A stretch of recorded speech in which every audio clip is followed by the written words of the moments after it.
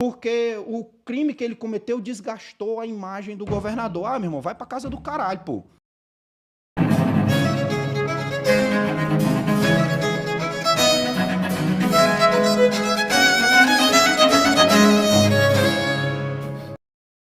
Porque eu não me vejo nesse mundo, eu não me vejo com esses caras, eu não me vejo do lado deles. Eu tenho decência, eu tenho escrúpulos, eu aprendi isso em casa, isso foi potencializado pela Polícia Militar, foi potencializado pela Polícia Civil, então eu não me misturo com vagabundo.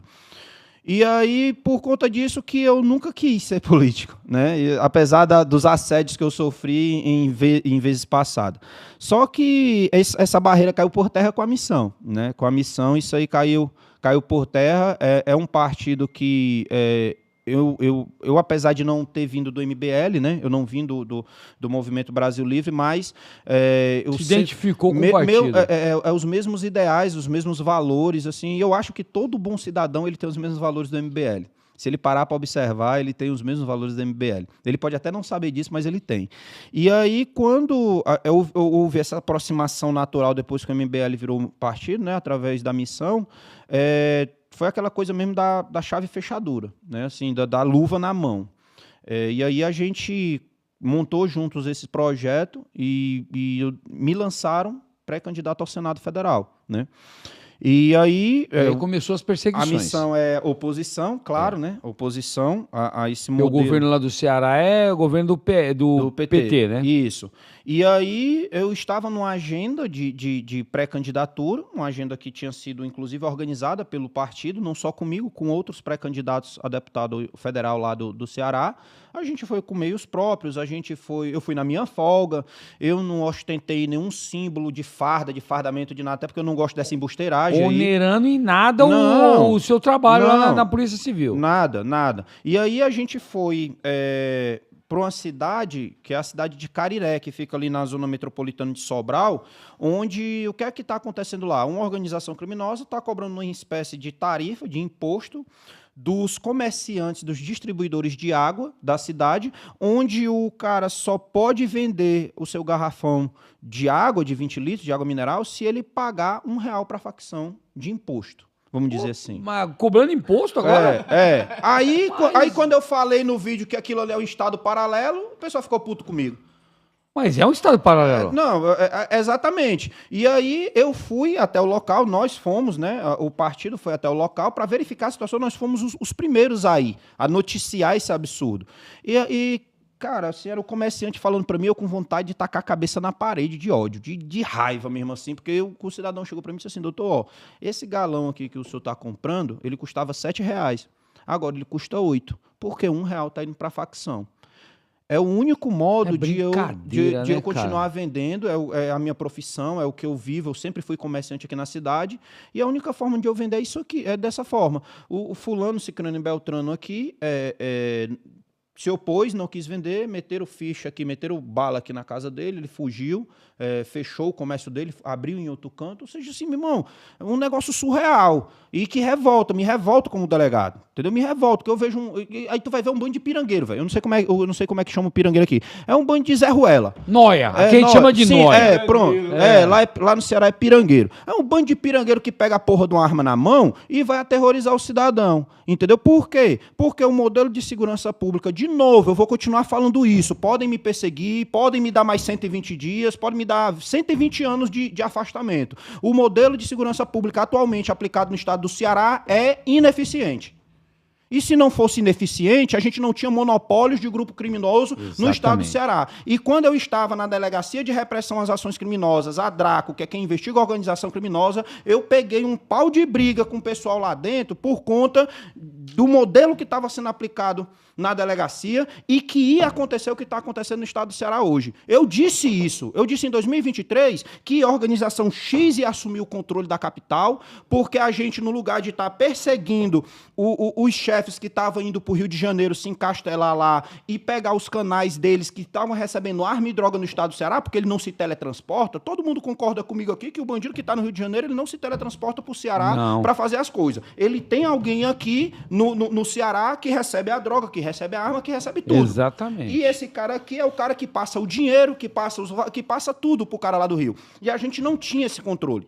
A gente não se antecipou.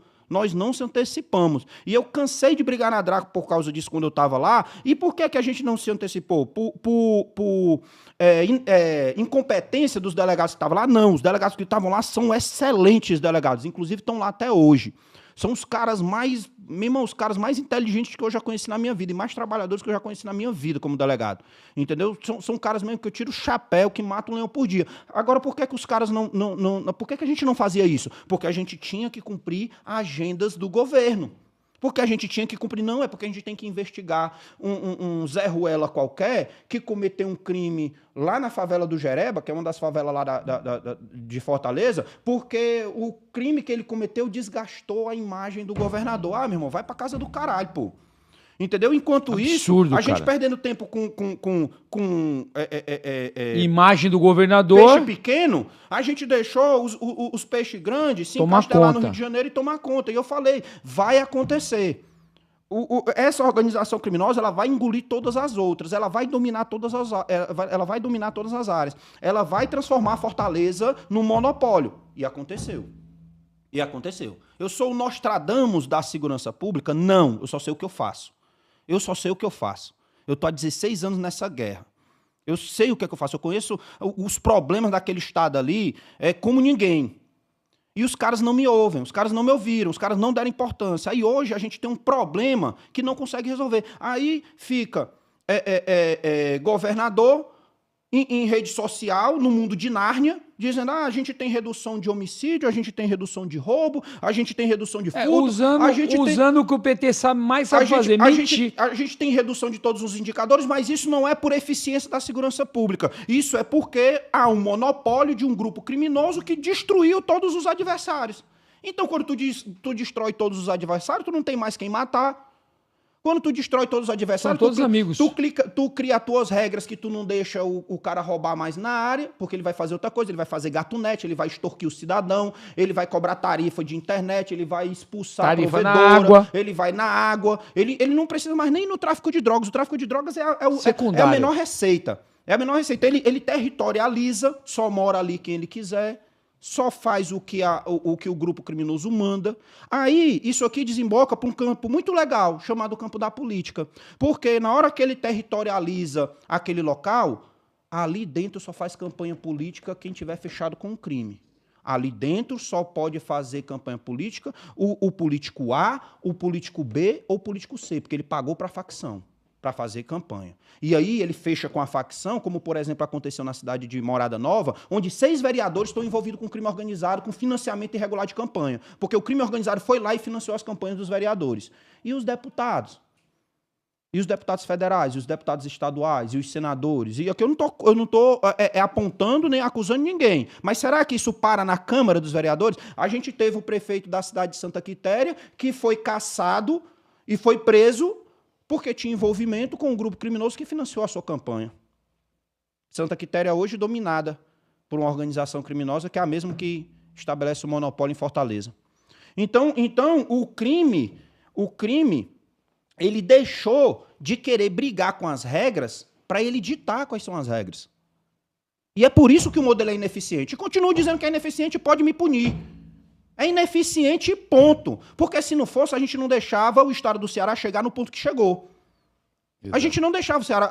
A maior demonstração da ineficiência do modelo, e aí não é o policial. O policial não tem culpa.